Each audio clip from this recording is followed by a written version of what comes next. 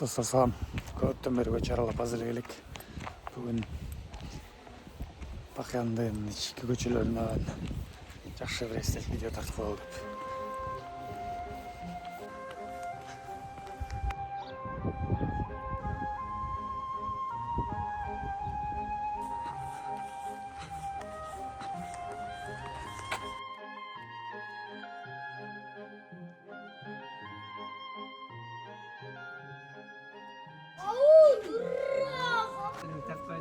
İyi da.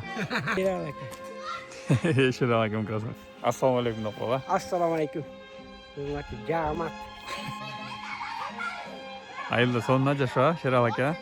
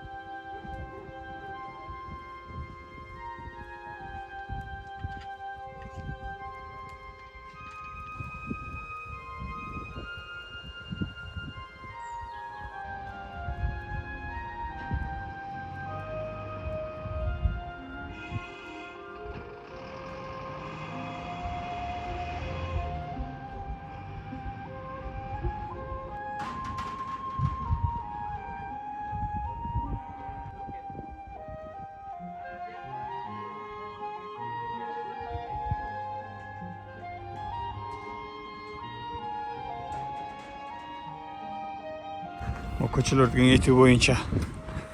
İşler baba da tamam baba.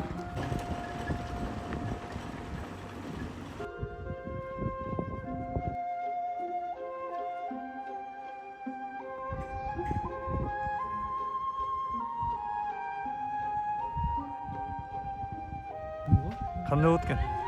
O'zincha tartib. Son bo'lib turibmi? Ikki jol tartgan turmaysiz-ku o'sha.